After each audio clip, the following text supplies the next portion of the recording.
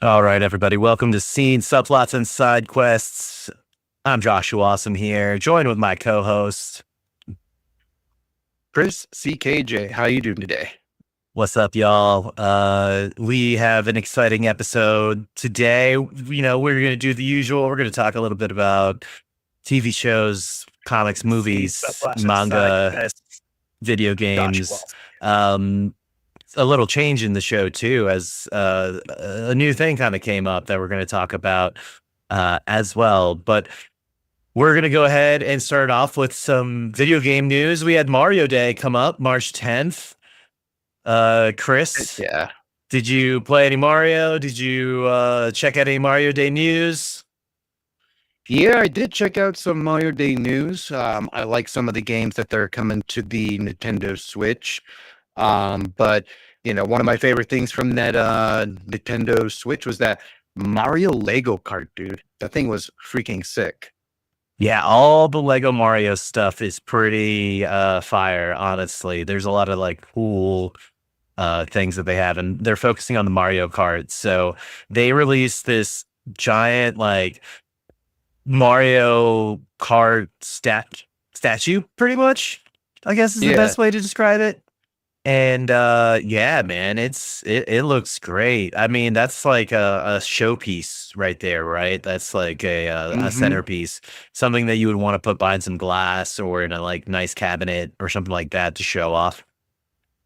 Definitely. It's like 8 inches tall, which is crazy huge for a little moving Lego part. Yeah, yeah, yeah. No, and it looks like really, really well designed. Um, I wish I had the disposable income to purchase Lego sets like that. But Mm-hmm. I don't. There's too much other stuff that I would want to get that's just kind of super low in the totem pole, you know? Oh, totally. I would do that as well if I had the income, but we have a mutual friend who I feel like would buy that because they're really into Legos.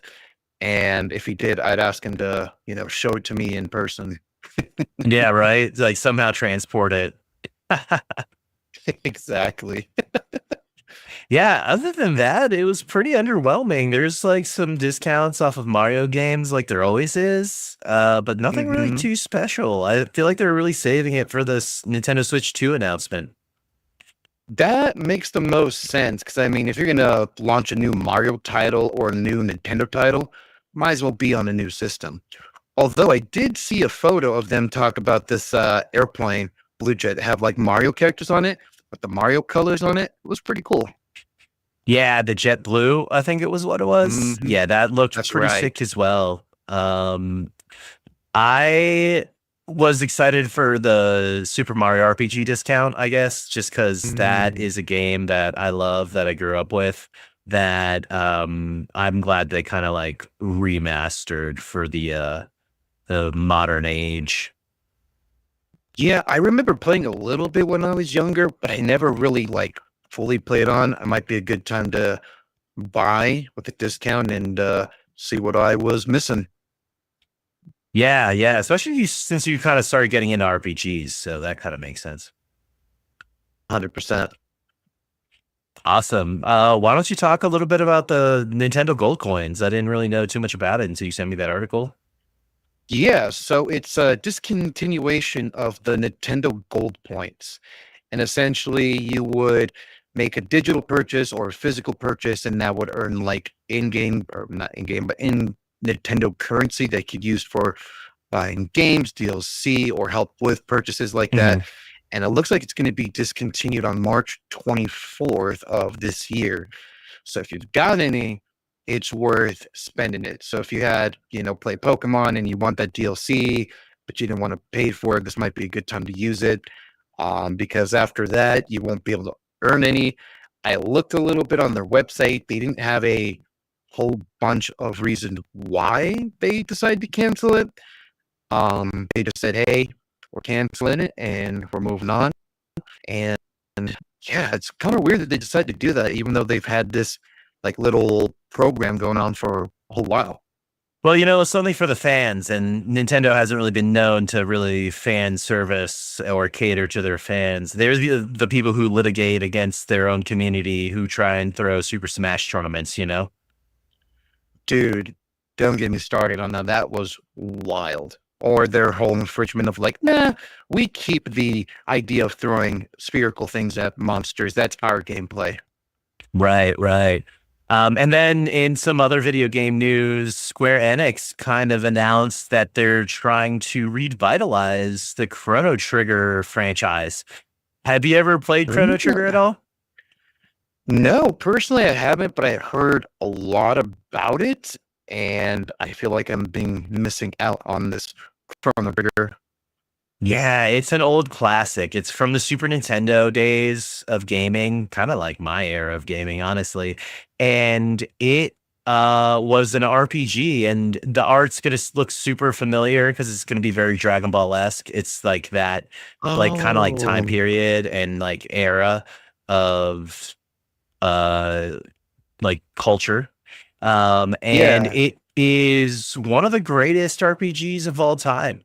It's a game that is surprisingly deep, and it like deals with time travel a little bit, and it's one of those games that you're like in the 80s blew you away because it's a game that if you ever watched those documentaries on old games, they made games despite the technical limitations. Whereas games nowadays kind of use the technical limitations to hide almost like subpar story. They Mhm. really had to innovate to make the games they wanted to make. And Chrono Trigger's like a legacy game that should be enjoyed by anybody who loves RPGs. Okay, because when you said the Dragon Ball, design, that reminds me, I believe I have heard of it, and Akira Toriyama did a lot of the art for that. So it's actually pretty cool. I need to try that out as well. Yeah, yeah. It was released on March 11th of 1995. So it's coming up on the 30th Oh, anniversary. wow. And that's kind of why they uh, released it. They have various projects in the Chrono Trigger name and franchise. Totally. Yeah, I'm interested now to see how that plays. Yeah, yeah. It's going to be super interesting. Super interesting. And then I sent you the Devil May Cry trailer. What'd you think about that? I don't know if you've ever played Devil May Cry, but I kind of told you a little tidbit about it after you had watched it. Yeah, with your little tidbit, I have known just a little bit of lore, like, Dante and his brother Virgil being like, you know, antagonistic to each other. And I don't know too much about lore of the world, but it looks like it's going to be so good. I'm interested to see this rabbit from, you know, I think it was Alice in Wonderland looking dude and how menacing he is. Dude, it looks like it's going to be a banger. I'm excited. Although it is on Netflix, so we'll have to see how well that goes. Right, right. They're like kind of hit or miss with some of their like Mhm. quality and such. So totally, totally. But it has Kevin Conroy in it. It's one of his, last recorded roles, which is what I'm super excited about. Just as a fan of his works throughout the years, it's kind of like I feel like I'm just gonna get a little nostalgic regardless, watching it. Yeah, he seems like he brings a lot of life to this villain, and I'm just like, dude, this guy, another level of voice acting. Yeah, man. I mean, he's been Batman throughout the years. My favorite role in him was probably the Batman Arkham series. I mean, not necessarily Arkham Knights. I didn't have the opportunity to really play that game because I just didn't really hear or see good things. And I'm just such a sucker for the originals that I didn't kind of want to taint the memory of the previous ones. But yeah, I'm excited to check it out. I'm hoping, it's gonna have some sick visuals, some sick animation. I've played a decent amount of Devil May Cry throughout the years. So it almost makes me want to go and replay a lot of the games. So maybe I'll have to do that. Totally. I definitely want to check out more of these Devil May Cries, either to play them or watch some gameplay of it and jump right in from the beginning or middle, wherever most people think. Yeah, yeah. I think you'd enjoy it because it's like a slash 'em action packed game about killing demons. Dude, how is that not entertaining? Yeah, yeah, exactly. So we're gonna move on to our comic and manga news and go through kind of some of the stuff we've been reading. Um, Now, were you a fan of the OG Naruto, Chris? Yeah, dude. That's how actually one of the very first series that got me into anime and manga was OG Naruto.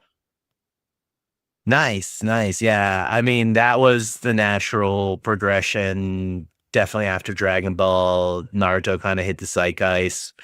That with like Bleach at the Mhm. time. Um, so we had a chance to catch up on Baruto. Now, what are your thoughts on Baruto in general coming off of Naruto? You didn't actually read the original Baruto, right? Like the run, Uh, you only jumped in on the time skip. yeah, like I've seen, clips on YouTube and I've heard from, various creators just talking about like, their thoughts. So seeing some of the episodes from, Crunchyroll and all that, it is, you know, definitely a big departure from the original, being more focused on like this specific clan and the advancement in technology, which I was really surprised that they jumped forward with that technology. Ninja tools that hide ninjutsu and shoot it out later. I feel like that's a natural progression, but I never really thought about it until I saw it in Baruto. Yeah, yeah, and like Baruto is kind of like Nepo baby ninja who Mhm, is is kind of like the almost like the Sasuke genius type. You know mhm. what I mean? Which is Yep. kind of interesting. A very stark departure from Naruto, who was not that the antithesis of that. Right. Truly. So I know that rubbed a lot of people the wrong way. Um, I do love how it's it's the next generation, interesting pairings of children, mix match Mhm. and mismatch of certain powers and stuff like that, which is pretty cool. Um, and coming through Blue Vortex, what did you think of like the time skip? Because I think that's when the series actually like really comes alive. Because I think like leading up to it, ending to it, and going up to Blue Vortex, and I think it's important to let people know we're probably going to be talking about some spoilers if you haven't read any of the manga at all. So just keep that in mind. We talk about all the current stuff, so expect spoilers. Yeah. So definitely some spoilers. But the one thing I did like going into it and reading to the current chapter is how much more like gritty, not gritty, or maybe more edgy that Baruto is. He's not like the whiny kid complaining and all that. He's definitely more mature, which is definitely a nice, you know, way to go with his character from, the other part of the pre-time skip. And then just learning like how he's been, getting stronger and how, he's able to, almost be like ahead of everybody else with that God, I'm terrible at names, so I'm gonna forget his name, but his like mentor since Sasuke is, currently a Bach and tree Koji, at the moment. Thank you. I am terrible the at names. Jiraiya clone. Yes, that was something I was wanting to mention. A clone of Jiraiya. I was not expecting him to be brought back. I thought they were just gonna leave like Jiraiya as the whole character dead and gone. So he was a definitely, worthwhile character to see. But the one thing that really surprised me out of the entire thing, well, two things. One, Baruto's Rasengan, how that is like using the gravitational rotation of the planet to hit your opponent. Badass. The And planetary Rasengan, yeah. how, yeah, that was so cool. And then Himawari being the new Jinchuriki for the Nine Tails.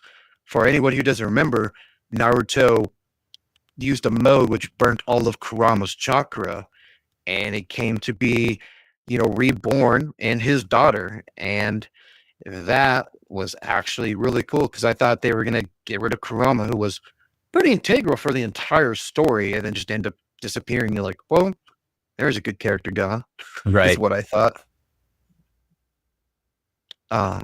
But yeah, it was definitely a new switch for me to just be like, okay, this is not Naruto. They're doing something different. And yeah, after this time skip, I'm definitely rocking it. Yeah, I think the time skip was a really good thing. I think it added a lot of maturity to Baruto for sure because he's like on the run. I mean, for those who don't know, there's like this reality warping type of genjutsu that flips memories and puts Baruto on the run as a rogue ninja, kind of framed for murdering Naruto. And he's like been training with Sasuke, who trusts his daughter essentially, uh, who trusts Baruto. So because of his trust in his daughter, he has taken Baruto, who's now a rogue ninja, out and started training him. And then after Sasuke uh, got trapped by a tree, to make a long story short, he finds a new mentor in Kashin Koji, who is like this uber genius inventor, creator in Baruto's universe, essentially, that cloned Jiraiya. Now, one thing I will probably stop reading if they do is if they turn Baruto into the child of prophecy that was foretold by Ah, Jiraiya, because Jiraiya, this guy's a clone of Jiraiya. So mhm. somehow this dude is the Jiraiya and Baruto is the child of prophecy. I'm gonna lose it. I'm gonna lose Dude, it. do you know how much that would rip out the foundation of Naruto? That would ruin it. And I'd be like, why did you even bring that prophecy up? At that Well, I point, you're definitely have just, a circle of friends who think Naruto was ruined at the moment they had space ninjas. The moment it I was mean, I Taguya or could see whatever her what, name is. Once it went that yeah, route, like a lot of people yeeted out and were like, nah, I'm not into this. yeah, I could see why, because it definitely branches out from like being centered on the, well, I don't know if it's called Earth, but on their planet to being more planetary. And you're like, okay, how far are we going to go? How crazy it's going to be? And what else are we going to experience in this series? Because I can imagine it being pretty wild if they've already introduced space ninjas. Right, right, right, right. So yeah, and they would I don't even think they would read Baruto. They're like out, you know what I mean? Uh, Yep. but yeah, I think it's gotten a lot better. I'm interested as to where it's going. I wonder if they're gonna ever get. I wonder if Konohamaru is gonna become the new Yamcha. You know what I mean? He's just gonna constantly get worked Um, all the time. He's just never really gonna. I mean, he had like the one moment in the anime, I think, when he had that big ass Rasengan or whatever. But it's like, yo, he should be summoning monkeys, and hopefully he's a monkey sage. Like, how dope would that be? Like, if they could beef up dude, Konohamaru by making him a monkey sage, that would be yeah, like a great way to give an ode to like third Konohamaru Hokage. being of the Sarutobi tribe and stuff like that. Yeah, because I feel like they're underusing him a lot. Because I mean, he comes from the third Hokage's lineage, who was able to use every type of, you know, jutsu of every, element. Right. Summoning trees, summoning tiles. You're just like, oh my god, this guy's OP. Imagine if he was younger. Which, hopefully they don't make him the Yamcha of Baruto, but they should definitely, utilize him more because I feel like he'd be pretty powerful.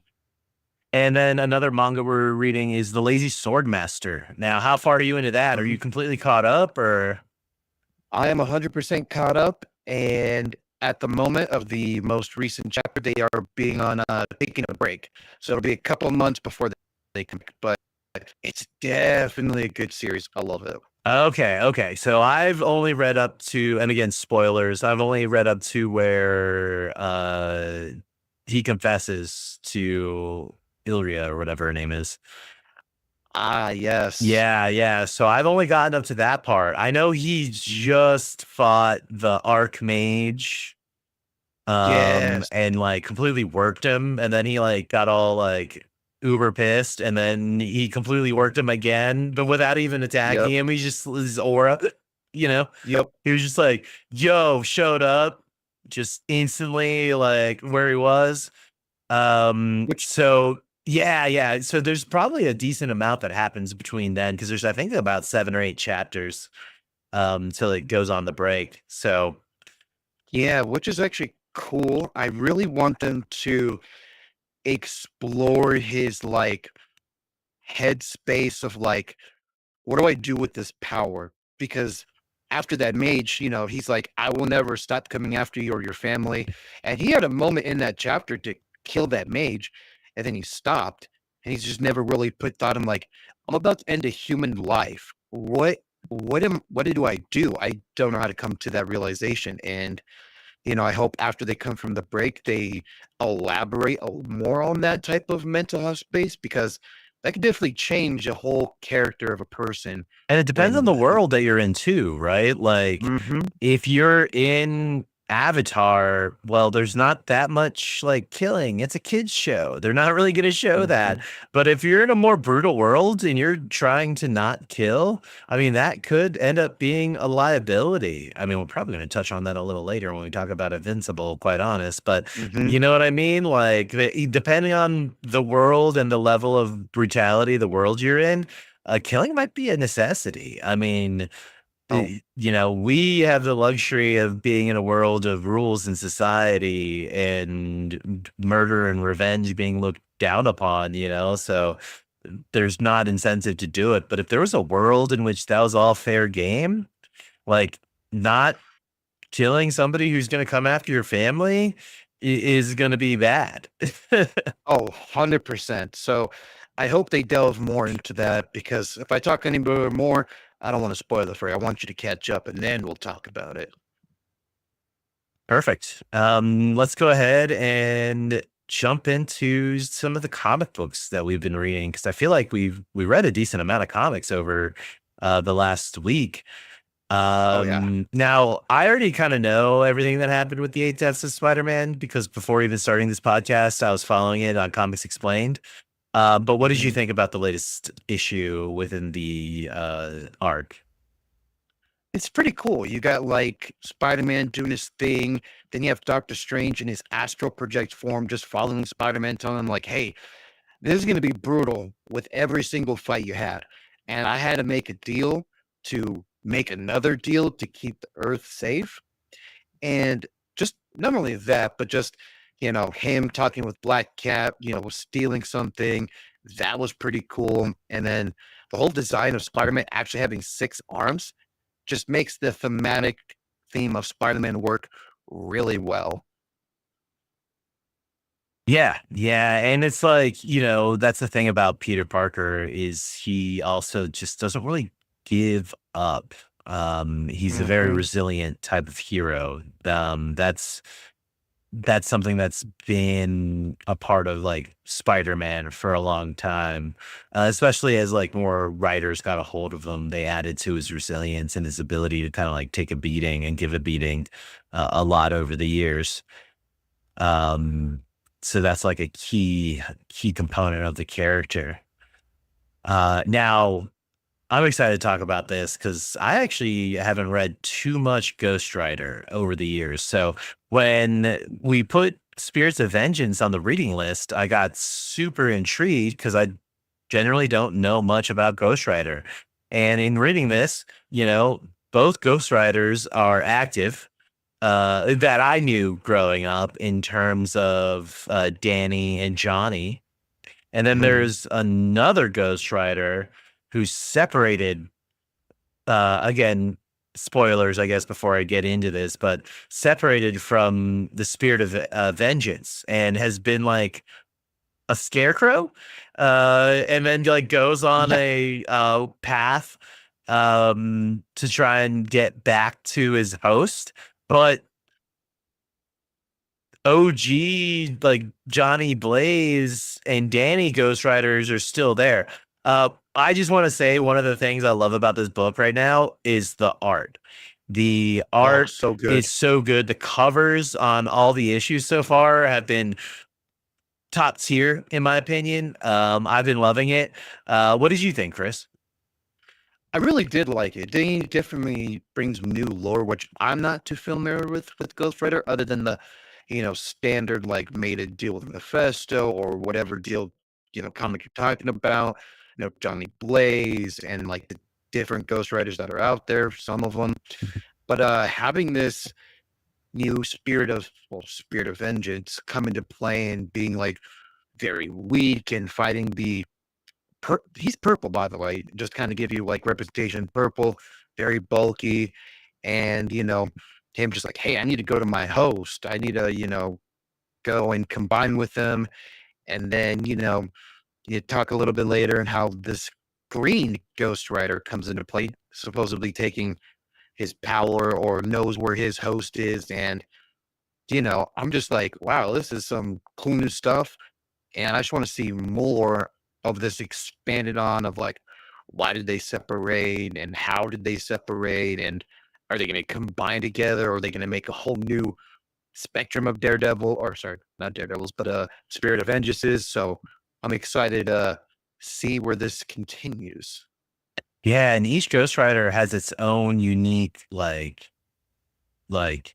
personalities to them too, especially with their bikes and their like hell vehicles and stuff. When they went underwater to Atlantis, it was just like, well, yeah, why wouldn't the Ghost Rider find vengeance in Atlantis? They can feel vengeance too. You know what I mean? Yeah. So I thought that was really Uh, cool that they dug them all the way down into the depths of the ocean. yeah. And then that little old prophet priestess, I don't know what her title was, but she's telling them like, hey, it's too late or something. That was like, oh shoot, this is gonna be crazy. Yeah, and then there are three comics that are all kind of interrelated because characters of each have shown up in pretty much each book. But there's the X-Men, the Uncanny X-Men, and the Exceptional X-Men. So far, which of these three has been your favorite, Chris? I like Uncanny X-Men personally.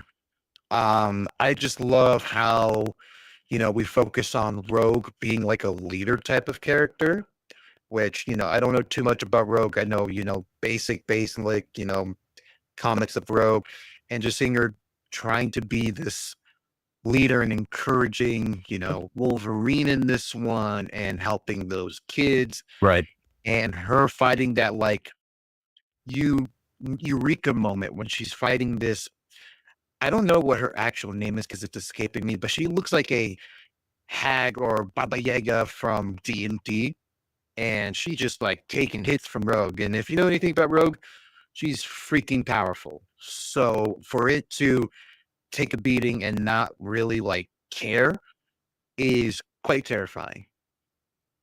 Yeah, yeah, yeah. So, and it also ties into like that villain ties into uh Charles Xavier's past as well, which was Hmm. super interesting. And I also agree with you. I really like Uncanny X-Men out of all the books, and then X-Men, and then Exceptional X-Men.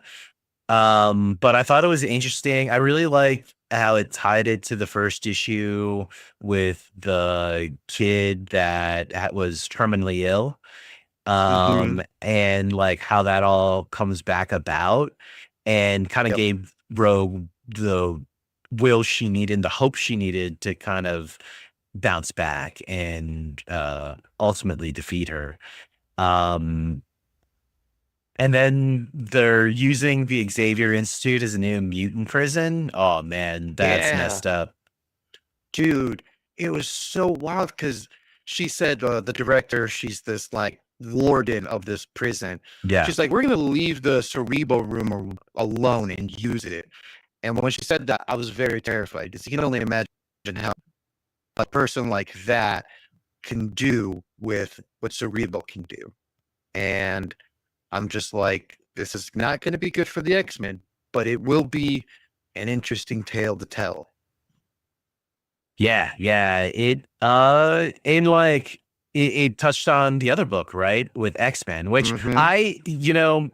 growing up, Cyclops kind of sucked. Let's be real here. If you grew up in the 90s reading X-Men, if you grew up in the 80s and you like Cyclops, he was a little Boy Scout, man. He was not cool. He was not like the character. He just didn't have the charisma and like the presence on panel and page to really like, I feel like, wow a lot, but they have made him much more interesting over the last 10, 20 years, where he is like this Mm-hmm. militant leader who understands that, like, hey man, humanity is never ever gonna accept us. They're never going Mm-hmm. to, and we gotta always prepare for the threats that humanity brings. And man, that's kind of crazy that the poster child for Professor Xavier is pretty much the right hand to Magneto. Yeah, that was so wild because they both feel kind of like less like a Charles Xavier type of bond and more of like brothers of like, now we both see eye to eye. And I get what Magneto was saying. Now we don't have to go as extreme as Magneto and just like straight up kill everything, but we're always ready for war and to defend ourselves and any other mutant who comes to seek our help. And I also know a little bit about, Krakoa and the previous, things leading up to this because spoiler alert, right? Just a heads up that we find out that Magneto got some kind of like, I'm not sure if it's a virus or some kind of medical condition that's leaving him sitting in a chair made of metal Devoured. and him going around with it devoured, because of the resurrection from the whole Krakoa thing. And that was something I was not expecting to happen. That was crazy. Yeah, the hard part about jumping back into this, especially as like a longtime X-Men fan, is like not knowing enough of the lore. Like I don't have enough of like the last 10 years worth of lore to understand exactly what's going on. Like when Beast in the X-Men comic was like, "Oh, I've lost so many years and so much research and advancement." I had to like look it up. It was like, oh, like Beast went dark beast, dude, without being in the Age of Apocalypse. He was put in charge of Krakoa's security and went mad with power and ultimately sacrificed himself after going mad with power to save Wonder Man, right? And the Mm. Beast that we have is a clone made by X-Force because they thought that the only way to get Beast is with Beast. So we're looking at a Beast that is a clone from a time period long ago. And it took me a moment to understand that. And what I also don't understand right now in Uncanny X-Men, does Gambit have the Eye of Agamotto? Like, what is the Yeah. magical amulet that he has? I tried to look it up a little bit. It's just like I prepare for this podcast dangerously close before we do the podcast. So much so that I'm not going to procrastinate anymore because like I couldn't figure out I couldn't find the info I needed on Gambit in enough time. But what is this magical amulet? Yeah, because it's like shooting out energy and you don't need Portals chanting and words. Yeah, it seems like an Eye of Agamotto, like somebody just ripped it off Doctor Strange, which, possibly could be with Doctor Doom running around. So all well could be.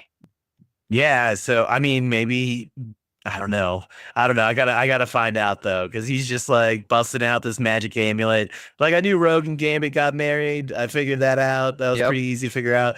But when he's like busting out all the magic stuff, and then like so clearly the horse girl, like her horse is the mutant, right? Is her horse the mutant?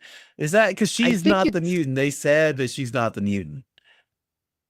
I don't remember exactly, but I know that the horse and her might be connected, and whatever she asks of the horse, it becomes like a Pegasus flying through the air or some kind of, you know, charging, ballista, just cracking down walls. It's really tough to tell, but she does embrace herself as an X-Men by the end of it. And I'm like, yeah, embrace it, girl. Do what you got to do to be happy and not rely Yeah. on your mother.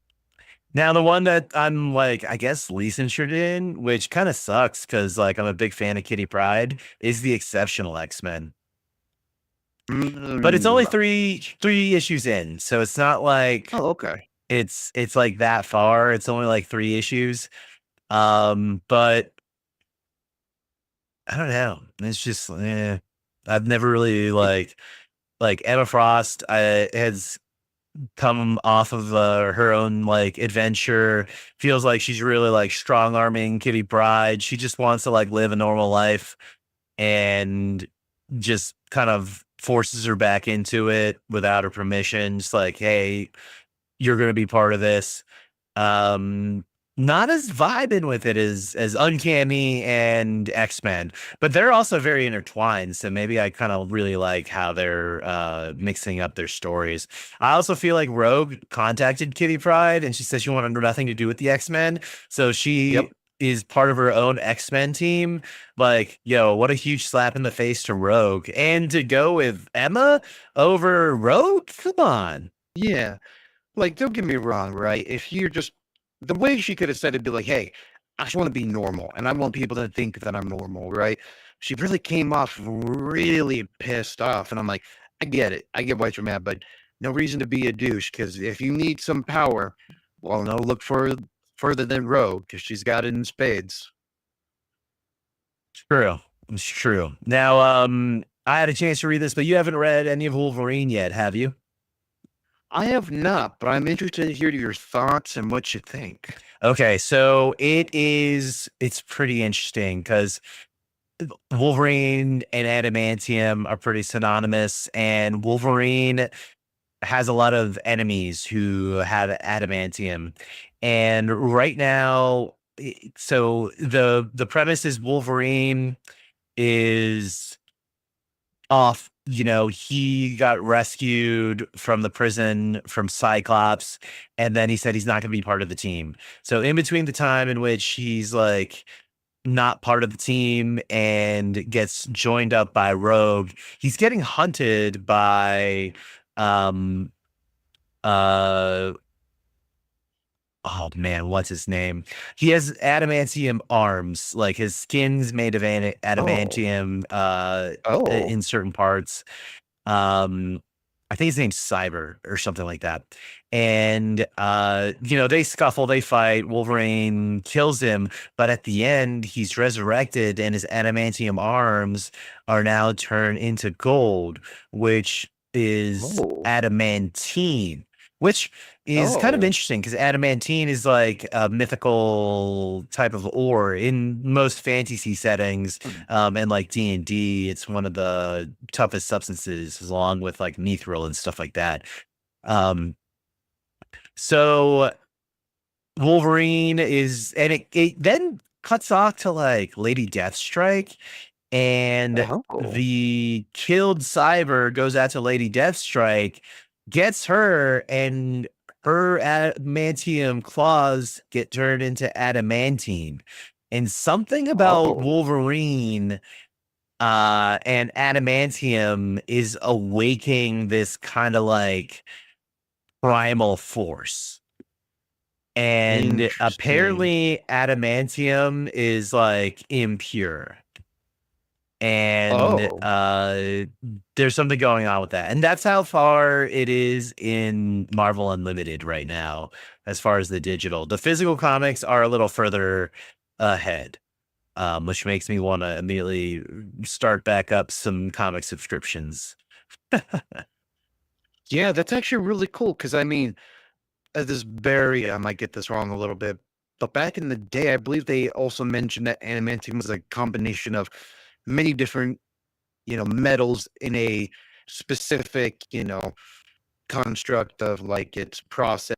I why they're calling it impure, homing back into the original concept of antimantium. Yeah. I would suggest giving it. It's an interesting take. It's like Okay. I guess not your standard Wolverine tale. Uh, so I'm interested to see where it goes. And I guess to Heck yeah, kind of man. move on from Wolverine, we'll go to some anime and TV and movie news. Uh, let's go ahead and talk because I think we don't have too much time left. So I want to really touch on like four more topics. One of them is Invincible War. Invincible comes out Hmm. tomorrow. But did you get a chance to see the Invincible War? Yeah, it was pretty darn cool. I like the evil versions of Mark coming throughout the multiverse with due to Angstrom Lee, and him fighting him, seeing the other heroes fight him. One moment that I thought was really touching and really sad is when Rex, tells his girl like, "Hey, I'm gonna go help. I'll be back. Don't worry. You just do your thing." And then we find out, spoiler, that he, uses his skeleton to kill one of the marks. And I was like, oh man, you raised yourself a death flag, man. You never say something like that because this is stuff that exactly happens. And, just seeing that, I was like, oh, bruh, sad. Good character development from, seeing him in season 1 to now. So, The such most that character we'll miss the development. character. Yeah, definitely the most character development out of all the characters. Rex, yeah, man, that was a good death. That was a glorious death. That was Hmm. I mean, he knew if he left that mark alive, that he could come back and kill his girl too. Oh, yeah. But sad that, yeah, you mean you knew he was gonna die when he was talking about how he finally has a moment of happiness. You can't say that. Hmm. You just can't Hmm. say that Nope. in a show where anybody's fair game. You can't be all like, Mm. I'm for the first time happy and content. Yep. That's what You're happens to the done. Guardian of the Globes. Hmm. Yeah, completely. Now, the last bit of that was also one of the more interesting bits as well, as we got introduced to Conquest, Yep. who is voice acted by Jeffrey Dean Morgan, who played Negan in The Walking Dead. And a little fun fact, if you didn't know, Invincible is played by Stephen Yeun, who played Glenn in The Walking Dead. And if you don't know how Glenn and Negan's relationship ended up in The Walking Dead, well, spoiler alert, let me tell you, it did not end well for Glenn. Robert Kirkman knew that the audience loved Glenn and wanted to make a painful death and made it as gruesome as possible. And Glenn kicked the bucket in that. And man, talk about a heart wrenching moment in the comics that turned into a crazy moment in the show. But I like how Robert Kirkman kind of brought these two together for that.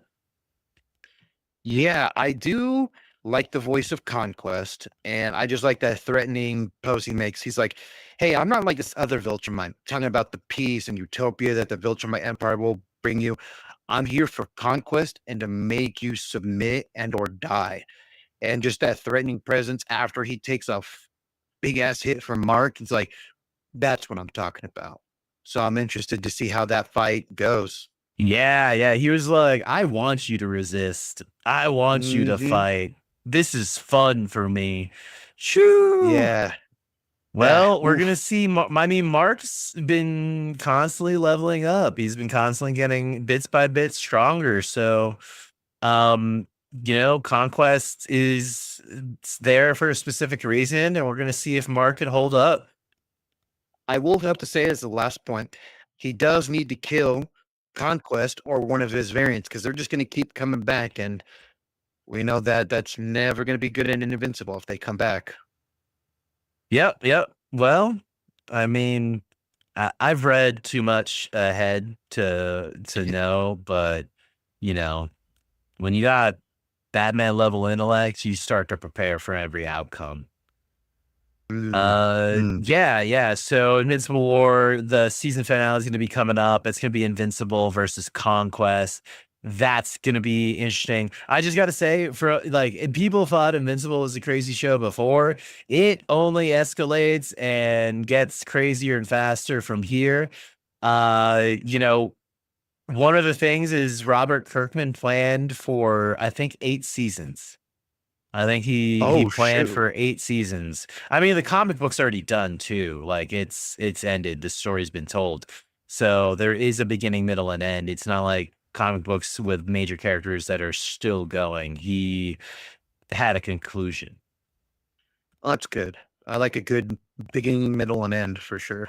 Yeah, the only thing I didn't like about this episode is they weren't able to get the rights to all the other Imageverse characters. So we didn't get to see Oh, Spawn, we didn't get to see Savage Dragon, we didn't get to see Witchblade, we didn't get to see any of the other like amazing IPs within the Image comic verse.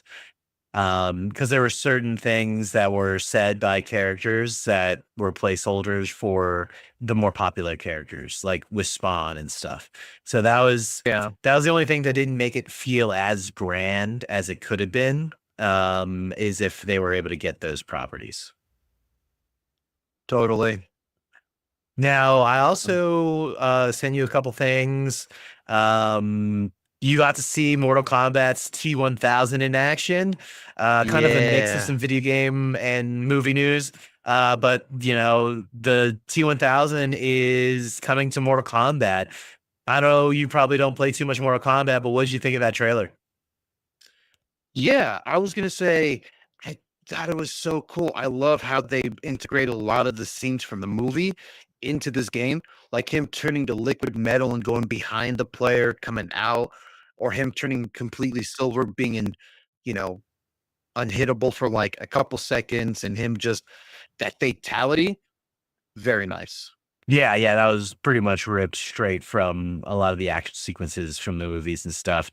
Yeah, I thought that was really fun. I think Mortal Kombat does a really good job with integrating these other IPs in the most brutal way possible. So I was excited to see that. And then I also sent you some of the concept art, leaked art from Doom and Secret War and Doomsday. What did you think, Chris? I thought it was pretty awesome. I love the concept art of the Doom sitting on the throne, like God King Doom. That was really cool being in the center of, the castle and hearing everyone's woes. And then you have freaking Star Lord and White Vision hanging out. And then it looks like it's a whole town full of Hulks and them just, living their life. I'm like An actual super Planet Hulk. excited. Dude, don't get me started. I would love an actual Planet Hulk that is exactly from the comics, but I just thought it was really cool with this concept art for sure. Yeah, I think they needed to do something to kind of revitalize some of the buzz around it because I feel like the Marvel Cinematic Universe, just as a whole, has kind of lost a lot of its steam. Mhm. A lot of it just being subpar writing, subpar CG, subpar movies. Daredevil's doing a really good job as to like kind of, I think, bringing the quality up in certain aspects. It's still the same in a lot of ways, like with the CG and some of the Disneyfying of it. But I'm Mhm. excited, and I'm excited to see what the Russo brothers are going to do in terms of maybe mixing the concepts of the original Battle World from 1984 with Hickman's run in 2015. Yeah, it'll definitely be hopefully a good shakeup. Now, speaking of Daredevil, we talked a little bit about our excitement from Daredevil episode 1 and 2. I did rewatch some of those episodes. The first fight scene was, lighting wise, pretty stunning. I love the story the battle told. It did start on a second rewatch. You could kind of see the CG of it, especially after seeing the second episode and how grounded the first fight or the second fight was. And it's like, ah, Mhm. man, I kind of like that second fight better than the first one. But I feel like you had to get the unnerving accuracy of Bullseye. And I think they did a pretty good job of that. It's just the CG needs to be cleaned up in some of these a lot more. But overall, what did you think of the latest episode of Daredevil? I thought it was really. I know I keep saying that, but it's so true. Um, I like the whole court thing because I'm somebody who's not really knowledgeable on the, system of court or law. As far as my knowledge goes, it's very basic. But just hearing Mac bringing in that eyewitness to that whole scene to the courthouse, and then he changes his mind, saying he doesn't know the cop, was very suspenseful. And I would have to say, this is the second favorite part of the entire part of the episode. And it was when Matt Murdock actually talks about his secret identity as the White Tiger and getting the jury to be like, hey, this guy, would you think him as a vigilante who hasn't killed anyone before be an actual cop killer now? And then just getting that sympathy from the jury and just, you know, being like, hey, he's not a bad person. He wouldn't do it. And I just love that whole entire scene and then that montage of White Tiger. Yeah, how he did it was scummy. He did it a little scummy way. He didn't Yeah. talk to him Yeah. about it. It was something that was kind of blindsiding him. But I do understand the strategy, like he had to pivot. Hmm. Their main witness got scared off. I mean, all these dudes, like, I don't know if you noticed, but like they have the skull tattoos, right? They Yep. they are gangs, they're Hmm. within the gangs within the police essentially. Um, and Matt just got pissed because he knew he's getting screwed through intimidation tactics, and he's trying to not be the daredevil, the violent man he was before, which is contrasting with Hmm. Fisk, who's also trying to not be the kingpin anymore. You Yep. know what I mean? So there's a lot of cool parallels that they're doing. I mean, man, they do such a good job with the Fisk and Murdoch parallels. Yeah, because like I'm slowly seeing the cracks in their new personas just slowly chipping away. Because, like, Fisk, he was so pissed that White Tiger got off. Yeah. And he brings in that, that reporter, and it's just like, you know, this isn't right. A vigilante shouldn't be go free. We should, be held up by the morals and laws that we've come as a society. And, and then Matt just, like you said, hiding that violent nature that is part of him, just slowly seeping through the way by, blindsiding everybody with him being the White Tiger. Yeah, and then I mean, huge spoiler here, Oh, but that ending. oh, dude, that was rough. Now, in the comics, the White Tiger dies as well, but it's a little different than how it happens here. Because in the comics, the White Tiger is actually found guilty, and the White Tiger kind of freaks out, steals a gun, tries to escape, and gets shot after the trial. And I think this way, narratively, like makes way more sense. Now why you like the White Tiger wouldn't kind of be like on alert knowing that there's corrupt police around everywhere, I don't know. But the image of them walking away with the Punisher logo, what did you think about that? Yeah, I was really confused because, like, you know, I was like, the Punisher, man, he punishes people who are truly evil. And I'm like, that can't be our Punisher because, he does a lot of looking into everything, and seeing somebody, use his image for something like this, I'm like, what is it gonna what's gonna happen? Is it like this gang is trying to be the Punisher and getting away with all these murders? Or is it just gonna be, actually the Punisher just being tricked into thinking he was the killer? I am interested to see what they're gonna do. Yeah, yeah, it is. I mean, they're doing a really good job with the story of Daredevil right now because, it doesn't need crazy action for it to be interesting. You know what I mean? So that's really, really what I'm loving about it. I want to know how they're gonna really like adapt the rest of some of this Daredevil mythos into the rest of the series. I don't know how many episodes it's supposed to be, but man, it Mhm. is nice to see them kind of take these stories and adapt them again, and you can kind of tell the reshoots were well done. Whereas sometimes I think reshoots are kind of like, why? Like, I think they understood why, and it's kind of showing through. Now, hopefully, the remaining episodes are of, the same quality and it gets better. But I'm excited. I'm also excited to see if there's going to be any more cameos.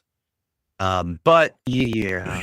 I did send you something. We're running a little short on time. We only got a few minutes left, but I sent you something about a documentary filmmaker trying to raise money on Kickstarter for a Hmm. behind the scenes, in depth exploration about how Stan Lee was exploited by his former business partners for financial gain.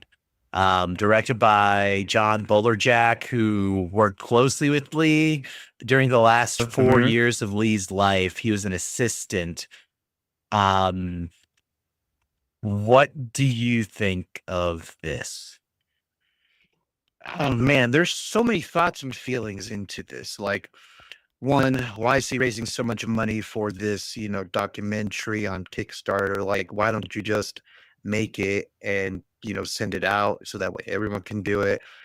Um, and, I'm very interested to see, obviously what were people's thoughts on why was he being, taken advantage of by his manager after all these years, and just like so many things that I don't know how to put into words accurately, because it's just there's a lot of information that we don't know, and I'm not sure if we'll have all the information in this documentary once and if it gets the funding on Kickstarter. Yeah, I feel like it's very predatory. I feel like it's very predatory. It's kind of taking advantage of Stan Lee. Like, Hmm. if you had this footage, why didn't you stop this from happening, my guy? Like, Yeah. that's just like really, really messed up that he's kind of releasing this now. He wants, oh man, how much money does he want? Let me see here. three This hundred guy thousand wants dollars $300,000. He's raised $40,000 of the $300,000 right now. Um, yeah, like, why is he doing this now? Why did he sit back and let this happen for 4 years if he noticed it? Why did he just sit there and film it? Yeah, and then what about the other people who were with Stanley, like family or other friends? Like in that video, you see Stanley get pushed by like this stranger, and you're like, dude, wouldn't everyone just like push the crap out of that guy to get him away from Stan Lee? Like, what has been happening to this man that the public doesn't know? I'm so many questions. I really want to know what the estate feels. How does Hmm. Stan Lee's family feel about this documentary? Is this going to Hmm. go help elderly abuse? Is this going to help stop this from happening again? Did he actually like let the family know and they were trying to do something about it and they needed undercover evidence? So that's why he's been doing this. Like, man, a lot of that outrages me, quite honestly, because, Hmm. you know, if you watch the clip in it, it's heartbreaking. Like, Stan Lee's like, "I thought I Yeah. was done. I wanna be done." And they're like, "Nope, it's not over, buddy. It never ends." And you're like, "Yo, let this icon rest, bro." Like, what? Hmm.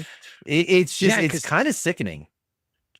I forget how old Stanley was when he passed away, but he would have to been in like his late 80s, early 90s. And dude, anyone knows or has family that old knows that they are not a spring chicken anymore. They can't be doing the stuff that somebody in their 30s or 40s can do. It's just like y'all need to chillax and let the man take a break for a couple hours or go home. It's just like relax. Yeah, man. It's sad. It's just one of those things. And you want to know what happened, but it feels so scummy. It just Hmm. does not feel like, that he's doing it for the right reasons, you know what I mean?